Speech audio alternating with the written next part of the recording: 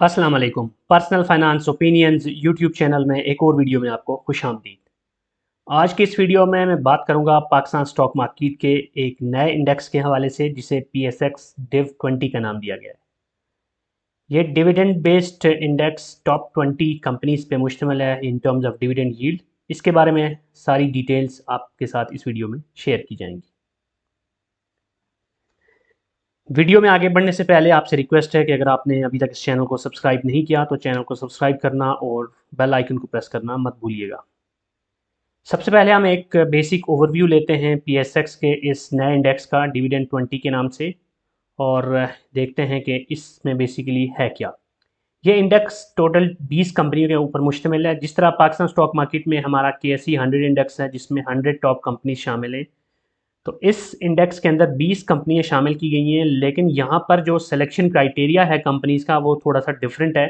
वो dividend history है, यानी कि जो ट्रेडिंग 12 मंथ की डिविडेंड यील्ड है उसकी बुनियाद पे कंपनीज को सेलेक्ट करके इस इंडेक्स का हिस्सा बनाया गया है। और ये इंडेक्स सितंबर 2020 से फंक्शनल है बैकएंड पे, और जो इसकी बेस है वो 10,000 पॉइंट्स के ऊपर है।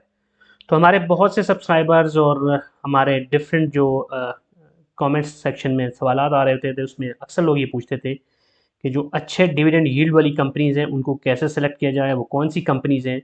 तो वैसे तो आप डिफरेंट तरह के स्क्रीनर्स के थ्रू भी देख सकते हैं, लेकिन ये एक एडेड थिंग है कि अब आप स्टॉक मार्केट के अंदर जो इस तरह की टॉप डिविडेंड यील्ड कंपनीज़ हैं उनकी जो प्रोग्रेस है, उनकी जो भी परफॉर्मेंस है, उसको डायरेक्टली इस इंडेक्स के अंदर ट्रैक कर सकते हैं।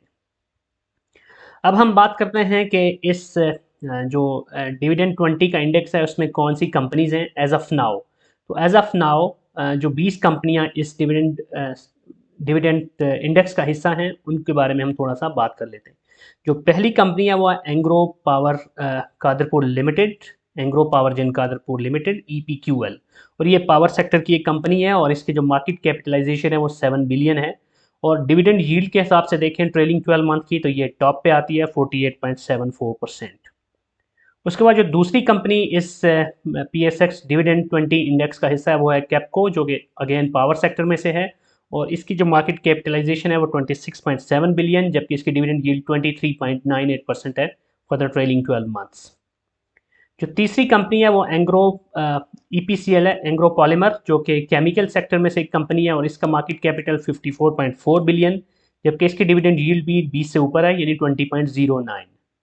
जो चौथी कंपनी इस डिविडेंड स्टॉक इंडेक्स का हिस्सा है वो है Pakistan oil field limited POL, जो कि oil and gas exploration sector की कंपनी है और इसकी मार्केट कैपिटलाइजेशन 118.1 बिलियन, जबकि इसका डिविडेंड यील्ड 17.25% है।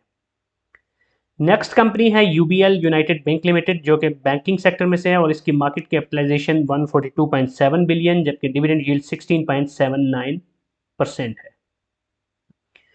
नेक्स्ट कंपनी है एंग्रो फर्टिलाइजर, जो कि फर्टिलाइजर सेक्टर में से एक मशहूर कंपनी है और इसकी मार्केट कैपिटलाइजेशन 110.4 बिलियन, जबकि डिविडेंड यील्ड इसकी 15.79% है फॉर द ट्रेलिंग 12 मंथ। उसके बाद अगली जो कंपनी है वो है निशात चूनिया लिमिटेड NCL, जो कि टेक्सटाइल सेक्टर में से एक मशहूर कंपनी है और इसकी मार्केट कैपिटलाइजेशन 8.9 बिलियन है, जबकि इसकी डिविडेंड यील्ड 15.4% है। अगली कंपनी अगेन बैंकिंग सेक्टर में से है बैंक अल्फला लिमिटेड BAFL, और इसकी मार्केट कैपिटलाइजेशन 58.0 बिलियन, जबकि डिविडेंड यील्ड 14.06% है। Next company again fertiliser sector में से FFC फौजी फर्टिलाइजर कंपनी, और इसकी मार्केट कैपिटलाइजेशन 129.8 बिलियन, जबकि dividend yield for the trailing 12 month is 12.88%।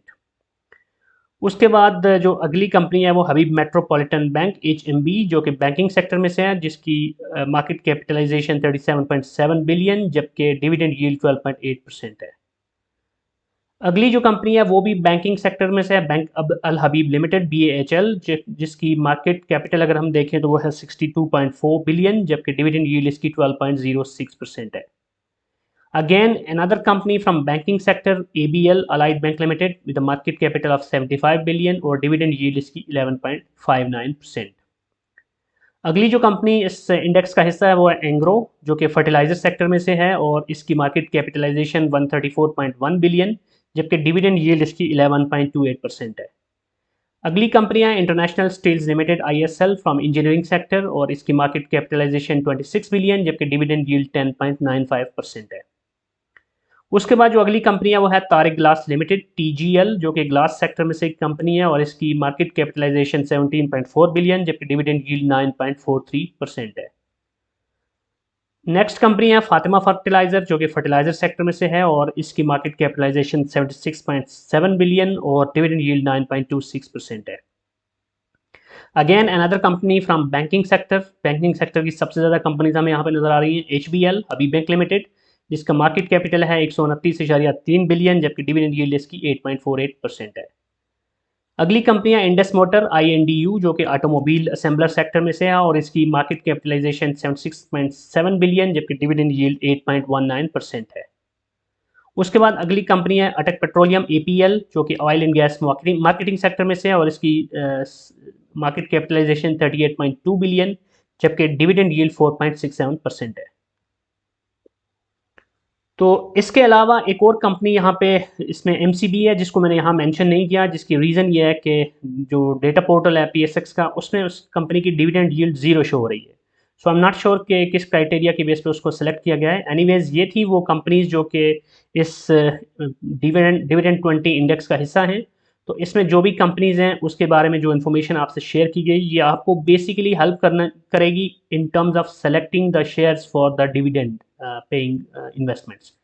क्योंकि बहुत सारे हमारे ऐसे सब्सक्राइबर्स होते हैं जो ये सवाल कर रहे होते हैं कि अगर उन्होंने डिविडेंड यील्ड की बेस पे कंपनीज को सेलेक्ट करना है तो फिर कौन सी कंपनी सेलेक्ट की जाए। लेकिन यहाँ पर मैं एक क्लैरिफिकेशन दे दूँ कि इस जो डिविडेंड 20 इंडेक्स के अंदर कंपनीज हैं, इसमें जो भी कंपनीज हैं आपको वो ट्रेलिंग 12 मंथ के डिविडेंड हिस्ट्री की बेस पे मिल रही हैं।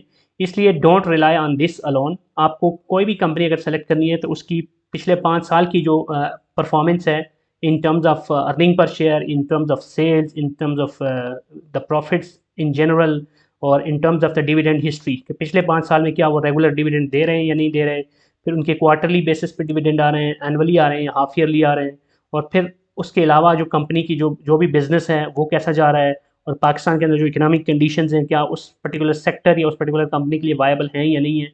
ये बहुत सारी चीज़ें हैं जिन्हें आपने देखना है, कंपनी के फंडामेंटल्स को देखना है। सिर्फ डिविडेंड की बेस पे, और वो भी पिछले 12 महीने के डिविडेंड हिस्ट्री की बेस पे किसी कंपनी में जंप इन कर जाना, that's not a wise investment strategy. तो अगर आपको मज़ीद मालूमात चाहिए तो इस तरह की बहुत सारी वीडियोस मैं ऑन एंड ऑफ इस चैनल पे पब्लिश करता रहता हूँ, जिसमें मुख्तलिफ कंपनीज का फाइनेंशियल एनालिसिस किया जाता है। तो that should give you a better understanding कि कौन सी कंपनी कहाँ पे खड़ी है और उसके फ्यूचर प्रॉस्पेक्ट्स क्या हैं। तो अगर आपका कोई भी क्वेश्चन है, कोई भी फीडबैक है, तो आप कमेंट सेक्शन में लिख सकते हैं। और अगर आपको ये वीडियो पसंद आई है तो वीडियो को लाइक करना, चैनल को सब्सक्राइब करना और बेल आइकन को प्रेस करना मत भूलिएगा। Thank you very much.